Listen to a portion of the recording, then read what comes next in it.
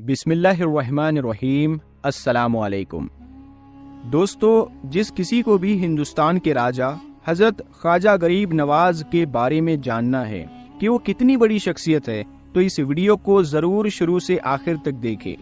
تھوڑا بڑا ضرور ہے، پر اس کو سن کر ایمان تازہ ہو جائے گا۔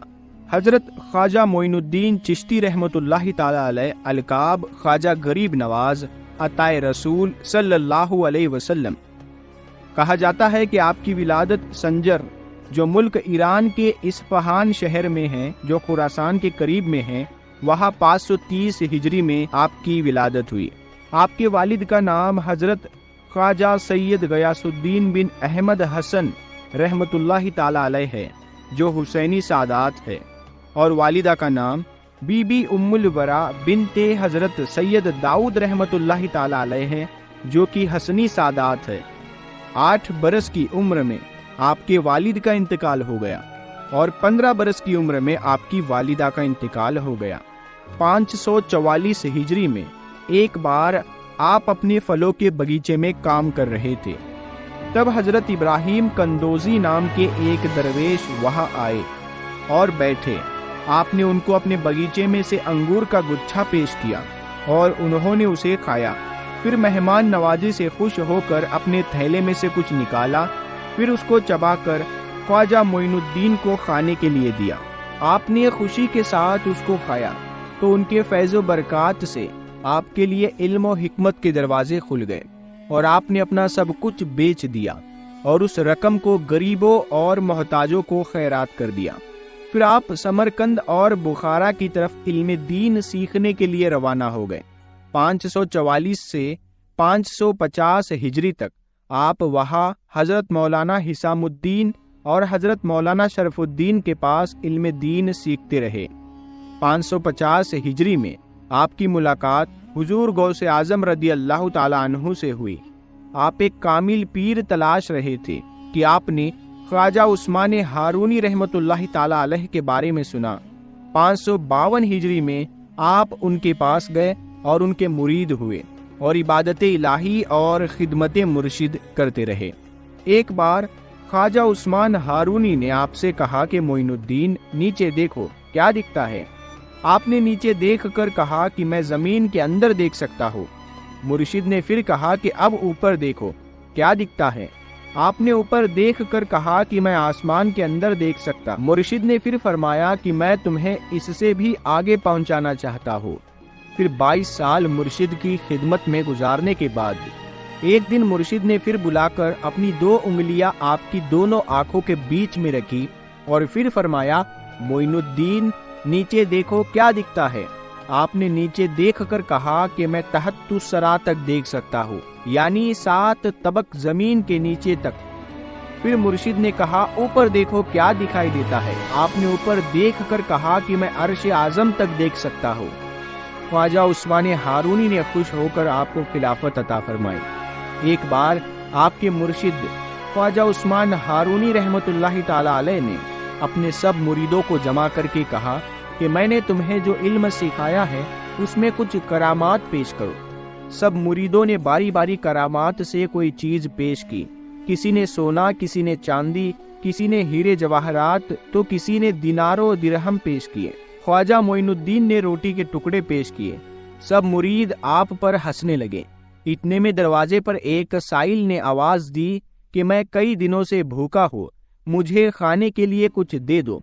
سب نے اپنی اپنی چیزیں اس کو دینی چاہیے، مگر اس سائل نے کہا کہ میں اس سونے چاندی ہیرے جواہرات دینار و درہم کا کیا کروں، مجھے تو کھانے کے لیے کچھ دے دو۔ پھر خواجہ معین الدین نے روٹی کے ٹکڑے اس سائل کو دے دیے۔ اس نے اسے لے کر آپ کو بہت ساری دعائیں دی۔ اس کے بعد خواجہ عثمان ہارونی نے فرمایا کہ اے معین الدین، تم غریب نواز ہو۔ 555 ہجری میں شیخ ضیاء الدین ابو نجیب عبد القادر سہروردی رحمۃ اللہ تعالی علیہ سے ملاقات ہوئی۔ 563 ہجری میں خواجہ عثمان ہارونی نے آپ کو جبہ مبارک عطا کیا اور اپنے ساتھ حج کو لے کر گئے۔ جب بیت اللہ شریف میں حاضر ہوئے تو آپ کے پیر و مرشد نے آپ کا ہاتھ پکڑ کر دعا کی اے خداوند، میں اپنے معین الدین کے لیے تجھ سے 3 چیزوں کا طلبگار ہوں۔ غیب سے آواز آئی، اے عثمان، معین الدین کے لیے جو کچھ طلب کرو گے دیا جائے گا۔ یہ حکم پا کر آپ نے عرض کیا، اے خداوند، تو میرے معین الدین کو قبول فرما۔ ارشاد باری ہوا، ہم نے قبول کیا۔ پھر عرض کیا، میرے معین الدین کو مجھ سے زیادہ شہرت عطا فرما۔ ارشاد باری تعالی ہوا، ہم نے قبول کیا۔ پھر عرض کیا، میرے معین الدین میں اپنے جلوے اور اپنے حبیب صلی اللہ تعالی علیہ وسلم کی شان پیدا فرما۔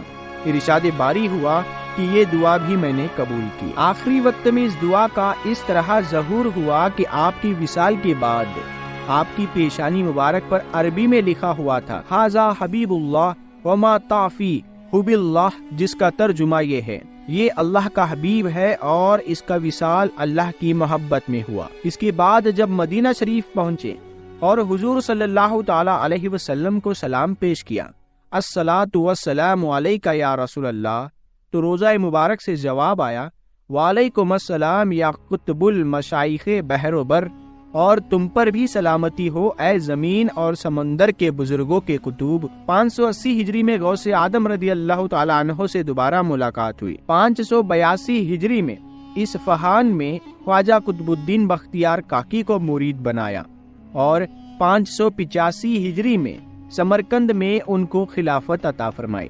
585 ہجری میں آپ خواجہ قطب الدین بختیار کاکی کے ساتھ حرمین شریفین گئے تو سرکار مدینہ حضور صلی اللہ تعالی علیہ وسلم نے خواب میں تشریف لا کر فرمایا، اے معین الدین، تم دین کے مددگار ہو، اب ہندوستان جاؤ اور وہاں جاہلیت کو دور کر کے لوگوں کو دین اسلام کا صحیح راستہ دکھاؤ۔ راستے میں بہت سارے صوفی اولیاء سے فیض و برکات حاصل کرتے ہوئے اور ہزاروں لوگوں کو اپنا فیض عطا کرتے اور دین کی صحیح راہ دکھاتے ہوئے آپ ہندوستان میں لاہور میں کچھ عرصے کے لیے رکے اور پھر وہاں سے 587 ہجری میں 52 برس کی عمر میں راجپوتانہ راجستھان کے علاقے اجمیر میں پہنچے، جہاں پتھوی راج چوہان کی حکومت تھی۔ اجمیر میں اس وقت ایک مندر ہوا کرتا تھا جو اجمیر کا سب سے بڑا مندر تھا، اور وہ مندر صرف راجاؤں اور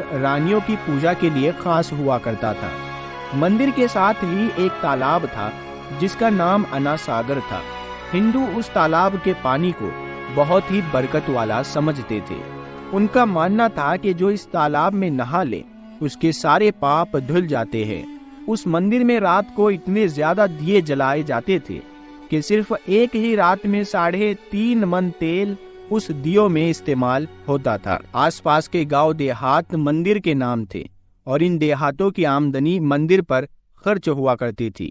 مندر میں ہزاروں نوکر تھے جن کا کام آنے والوں کی سیوا اور دیکھ ریکھ کرنا تھا، اور وہ بتایا کرتے تھے کہ کون سا بھگوان بیٹے دیتا ہے اور کون سا بھگوان صحت اور تندرستی دیتا ہے، اور کس مورتی کی پوجا کرنے سے دولت بڑھتی ہے۔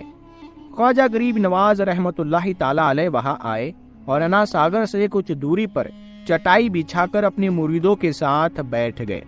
عصر کا وقت تھا، لہٰذا آپ خواجہ صاحب نے حضرت قطب الدین رحمت اللہ تعالی علیہ سے اذان دینے کو کہا۔ کفر اور شرک سے بھرے اجمیر میں اللہ کے ایک ہونے اور حضرت محمد صلی اللہ تعالی علیہ وسلم کے رسول ہونے کا یہ پہلا اعلان تھا۔ وہاں رہنے والے لوگ اسلام کے بارے میں کچھ بھی نہیں جانتے تھے، چنانچہ اذان کی آواز سن کر وہ حیران ہوئے اور اپنے گھروں سے نکل کر سب خواجہ غریب نواز اور ان کے مریدوں کو دیکھنے لگے اور انا ساگر کے پاس بھیڑ لگ گئی۔ خواجہ غریب نواز اور ان کے مریدوں نے انا ساگر کے پانی سے وضو کیا اور نماز پڑھنا شروع کر دیا۔ سب ہندو حیران رہ گئے، وہ سوچ رہے تھے کہ سب بھگوان تو مندر کے اندر ہیں، تو یہ لوگ کھڑے ہو کر کون سے بھگوان کے آگے جھک رہے ہیں۔ شام ہوئی تو راجا کے اونٹ جو دن میں چرنے کے لیے گئے تھے اپنے چرواہوں کے ساتھ واپس آنے لگے۔ اتفاق کی بات تھی کہ جہاں حضرت خواجہ صاحب بیٹھے ہوئے تھے وہ جگہ راجا کے اونٹوں کے بیٹھنے کی جگہ تھی۔ چرواہوں نے بابا صاحب سے کہا کہ او بابا صاحب، یہاں سے اٹھیے کیونکہ یہ جگہ راجا کے اونٹوں کے بیٹھنے کی جگہ ہے۔ خواجہ صاحب نے فرمایا، اتنا میدان تو خالی پڑا ہے، اونٹ تو کہیں بھی بیٹھ جائیں گے، کیوں بے وجہ ہم کو تنگ کرتے ہو؟